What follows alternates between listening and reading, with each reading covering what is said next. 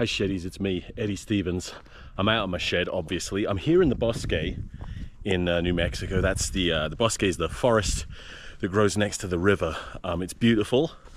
I've been running out here on a trail for a good 15 years now.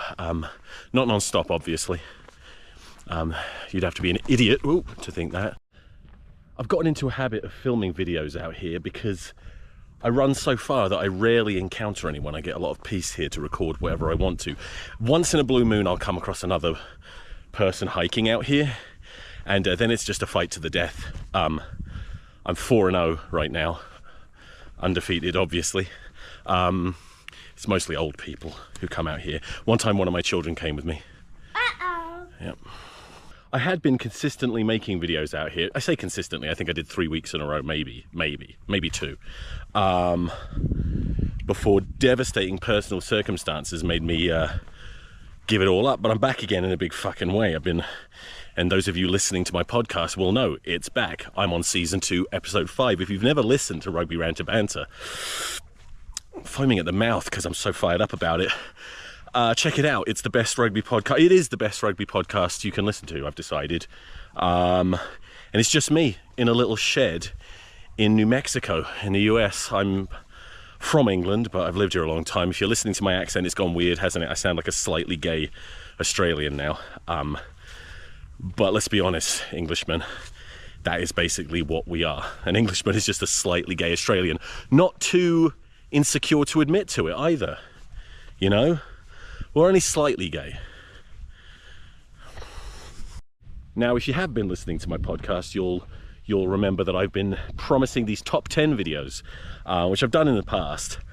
Top 10 players in each position. Now, just to explain how this is going to work, I'm starting with the wing, which is a stupid place to start. You should start loose head prop or fullback, surely. But wing is such an area of strength that it won't be that difficult for me to do this, and I'm relying on my very shitty memory to pull these names out of my ass, not literally. Another weird thing I'm going to do is, usually you do a top 10, you start at 10 and you work your way up to number 1 because it sort of builds excitement, like who could it be? But I'm going to start at number 1 because I think it's more exciting to just boom, give you my number 1, have you go, what the fuck? Well, no, that's fair. Then number 2, you're like, wait a minute, what about this guy? And then he's number 3 or 4. And I explain why. Also, some of the rules are, this is top 10 in every position, and I will be allowed to pick people in more than one position. The idea being, for example, first name that pops into my head, Elliot Daly may appear in more than one position. And the idea is, if he's ranked, say, 6th out of 10, I don't know if he is, I haven't thought this through at all, why should I?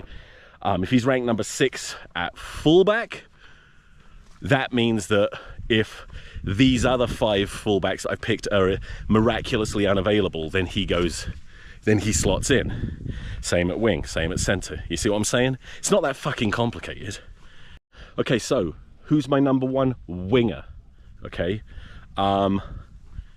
It's Feo Waboso. I have to pick him. There's other great wingers. There's so many great wingers. And obviously, you get 2 wingers in a 15, so it's kind of silly to even worry about who's first. It's who's first and second choice.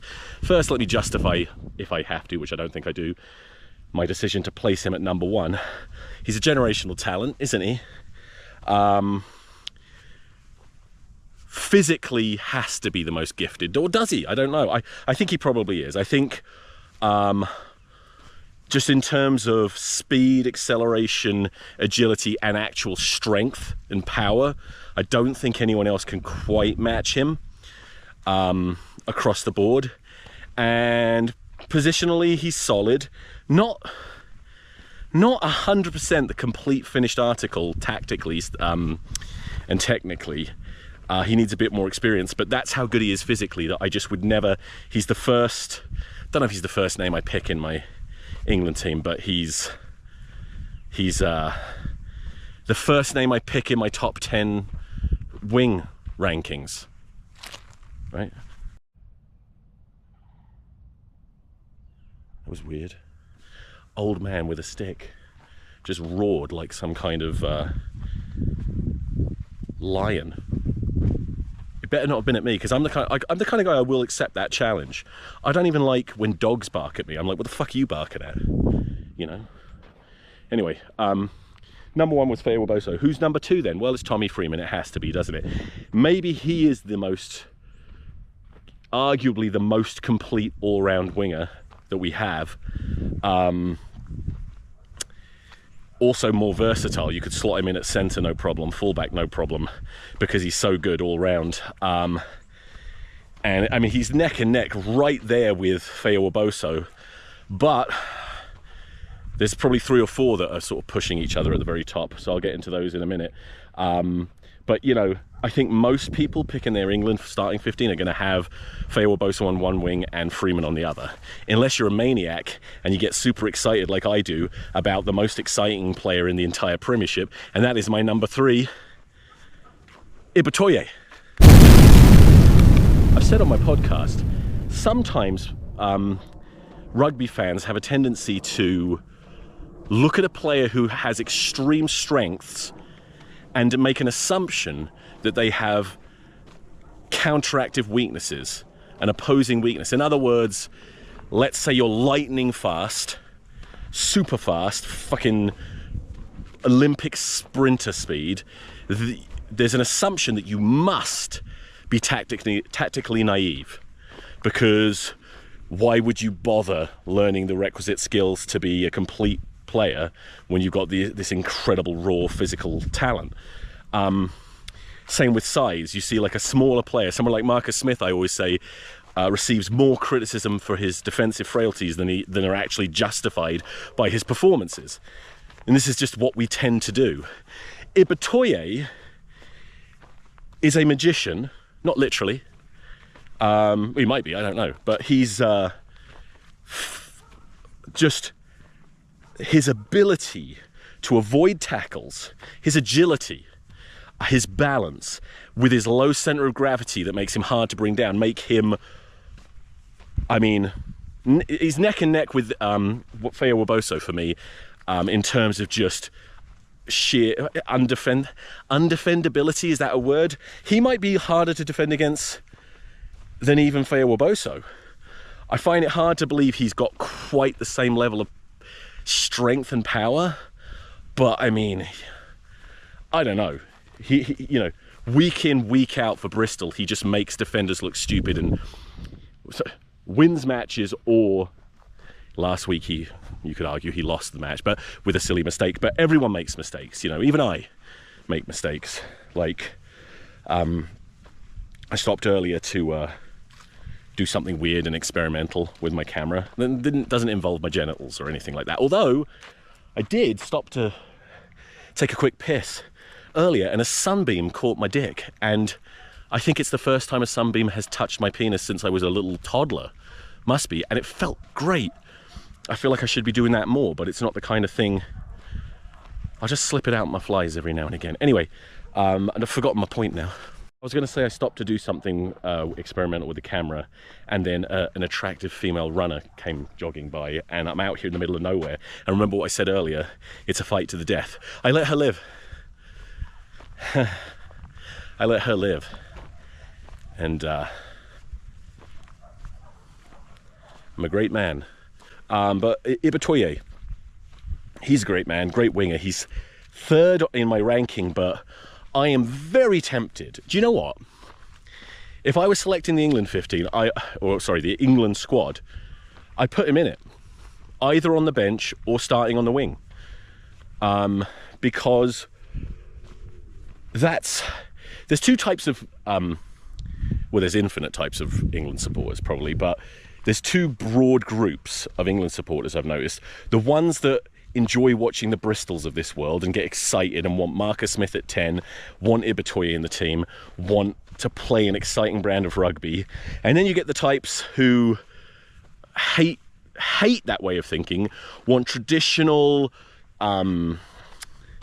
rugged, brute defense type rugby. Do you know what I'm saying? They want a massive pack, which we all want, but they also they get angry, they get offended if players try and do something exciting. They want a hard fought, they prefer a hard fought 6-3 win over a 52-27 win. I'm in the latter group. I like the excitement, and I want to chuck players like Ibitoye in there, especially, you know, that's what wingers are there for. They're there to score tries. And as I said, just because you got a player like Ibitoye just making fools out of defences doesn't mean that he's defensively a huge problem for you. And then you weigh up the pros and the cons. You know, what does he offer in attack opposed to what he, you know, might cost you in defence? Even if you think he is defensively or tactically naive, he's probably going to get you more points than he's going to cost you. Do you know what I mean? This video is going to be way too long if I don't fucking get moving. Now it's starting to get really tricky because there's so many quality wingers, and it's just so hard to rank them. But I think at fourth I'd put Ollie Slightholme in because of his sheer pace, his confidence, his ability to score tries, and couple that with a defensive and tactical nous that belies his sort of cross-eyed, challenged appearance. Fifth in my top 10 wingers, English wingers, would be Tom Roebuck, who I love. He's been in my fantasy team for years, actually. Scores a lot of tries, and aerially amazing. I mean, if you do want to play that kind of game, which you do, even if you're playing an exciting sort of total rugby style rugby, you need options. You need to be able to you know, put the ball in the air from time to time. You need to be able to do that. I'm getting bored. You get the gist of it. Tom Roebuck's good at that, and he's big and fast, and he's good. So he's fifth. Okay. At number 6, I'm going a little bit conservative, but not really. Elliot Daly. He's still showing he's got the goods in the Premiership. He's never really letting England down. And whilst at this point we're at number 6, whilst there are other really exciting options, experience does count for something. Being you know, tested and proven at international level does count for something. And it's not like he's one of these guys that's been hanging on to his career, although I've probably accused him of that at times. Recently, when I've watched him, he's looked sharp, he's looked good, got a massive boot on him still. So sixth place for Elliot Daly, not bad.